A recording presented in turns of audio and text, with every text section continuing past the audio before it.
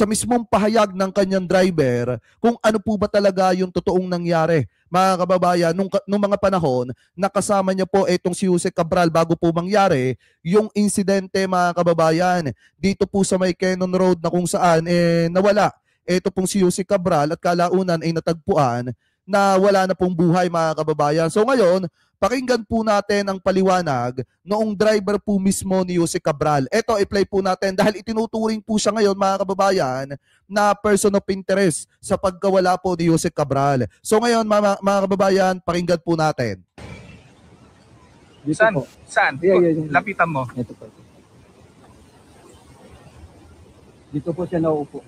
Diyan siya umupo? Diyan? Opo siya dyan. Ah. Tapos tatayo.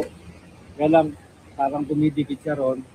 Kasi doon sa itinuro niya na umupo po daw doon itong si Jose Cabral, mukha naman kasi, mga kababayan, totoo talaga. Kasi totoo naman talaga na nakaupo po talaga, mga kababayan, si Jose Cabral doon. Ito, di ba? Totoo naman talaga na nakaupo siya dito, mga kababayan.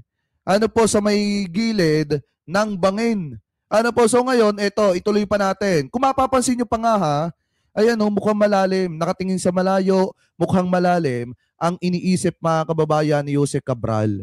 At ang masakla pa nga po dyan, di ba, sinabi nung driver na sinaway na nga daw po. Sinaway na daw po sila ng mga pulis. Umalis sila pero nagpabalik ulit itong si Miss Jose Cabral, mga kababayan, sa kanyang driver dito. Ano po, sa place na ito kung saan po siya natagpo ang wala ng buhay. So ngayon, mga kababayan, wait lang. Isunod natin to para madali nating maklik. Na baka sabi ko, baka mahulog. Ma-off balance. Kaya sabi ko, wag ka dyan ma'am, baka ma-off balance ka. Tatlong beses po siya sinaway.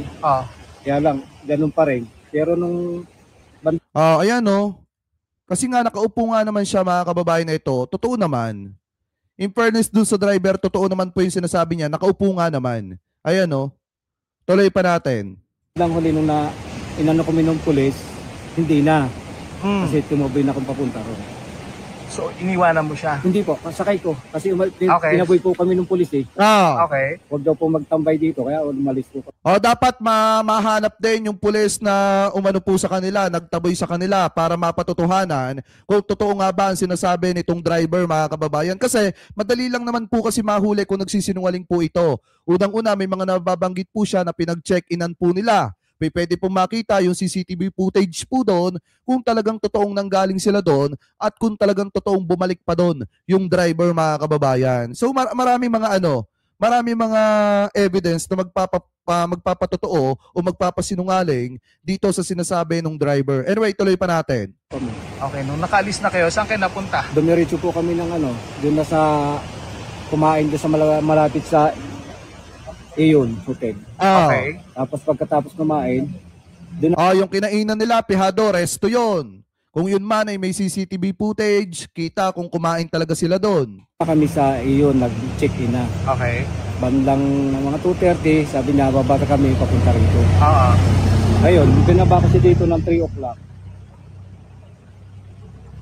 Pagbaba, sinilip ko pa, nakaupo siya dito. Okay. Umalis ako, punta ako doon. Sabi ko, balikan mo na lang ako. Yung pagbalik ko siguro, sabi ko, hindi naman umalis, 1 hour. Pagbalik ko po dito, hinahanap ko. Tumigil ako dito, sinilip ko po yan sumilip ako Natatakot naman po ako, baka mahulog ako. Umalis ako. Din naman. Nagtanong ako doon ng may nakatambay na si Manong. Kasi sa totoo lang, mga kababayan, marami po kasi ang napapaisip at sinasabi na baka ito daw pong driver ni Miss Catalina Cabral tinawagan nitong mga posibleng ituga ni Cabral, mga kababayan. Katulad nung sinasabi dito ni Jesus Falsis, ito po wait lang. Pakita ko sa inyo, mga kababayan. Yan. Kasi meron po sinasabi dito itong si attorney Jesus Falsis. Ito po yan nasa yung about kay ito, sabi dito, mga kababayan, My Tweety Bird said, DPWH Jose Cabral was being pressured into becoming a witness by Marcos forces. But mga kababayan pero counter pressure by the Duterte forces. Remember, Yusek Roberto Bernardo said he was sidelined by a powerful Cabral under Mark Villar, mga kababayan. So ngayon, meron pong napapaisip at sinasabi na baka daw tinawagan ni Paulo Duterte o ni Mark Villar, ito daw pong driver para daw po gawan ng hindi mabuti, ito pong si Yusek Cabral. Pero kung titingnan po talaga natin, mga kababayan, sa mga sinabi naman po niya, talagang totoo naman din. May totoo din naman. Hindi ko naman sinasabi na halos lahat yan totoo. Pero sa mga sinabi po niya na kung saan umupo, etong si Cabral, totoo din naman. Kasi kita naman talaga sa video, sa picture, na kung saan, mga kababayan, nakaupo naman po talaga si Yusek Cabral at malalim po yung iniisip po niya. Ano po, nakatingin sa malayo, malalim yung iniisip. So ngayon, ituloy pa natin, mga kababayan. Tinanong ko kung may dumang babae, wala naman daw po. Kaya bumalik uli ako rito. Sinilip ko uli. Pero wala po akong nakita sa bubang Hindi ko po nakita. Ayun, bumalik na uli ako ng hotel. Tatanungin ko sa hotel kung pumunta. Anong oras yun? Ano na po yun? Pasado alas 5 na. O di puntahan yung hotel kung talagang bumalik siya doon ng pasado alas 5 at nagtanong kung saan nagpunta itong si Yusek Cabral. Ganun lang kasimple, mga kababayan, para mapatutuhanan kung totoo ba yung sinasabi niya. At saka alam naman po natin na kapag ikaw ay nakasasakyan, lalo na at sa estado ni Yusek Cabral, imposibleng walang dashcam yung kanyang sasakyan, mga kababayan. Makikita naman po talaga kung totoo ano po ang sinasabi nitong driver, lalo na kung may dashcam yung sasakyan po nila. Ano po, anyway, tuloy pa natin. Okay. At saka take note yung cellphone ni Yusek Cabral, napakalaking bagay din po noon para malaman natin kung totoo nga ba, kung ano nga ba ang naging dahilan bakit nangyari kay Yusek Cabral yung mga bagay na yon. Anyway, tuloy pa natin. Pagdating ko doon, wala pa daw po. Di bumalik uli ako papunta rito. Sinuyod ko uli papunta rito. Tinignan ko uli ito. Kasi sa baka ako nagtambay-tambay ng wala po.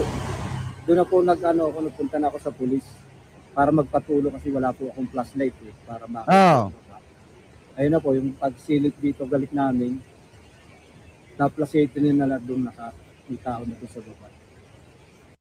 So yan, mga kababayan, yan po yung statement at paliwanag nung driver po ni Yusek Cabral. Ano po, pero kung titingnan po natin, maliwanag naman na may picture din naman, mga kababayan, na ipinost etong driver at kita nyo naman na nakaupo talaga dyan si Yusek Cabral. Pero kung may dashcam pa yung sasakyan nila, mas maganda. Kasi makikita po talaga, mga kababayan, kung ano po ba talaga yung totoong nangyari. Kasi yung buong lakad nila nung araw na yon, nakaka-captured naman po yan sa dashcam. Ano po, at isa pa dyan, makikita rin yung dahilan kung bakit humantong sa point na yon na kinakailangang ibuwis ni Yusek Cabral yung kanyang buhay at kung ano yung dahilan kapag ka nahawakan na yung cellphone po niya.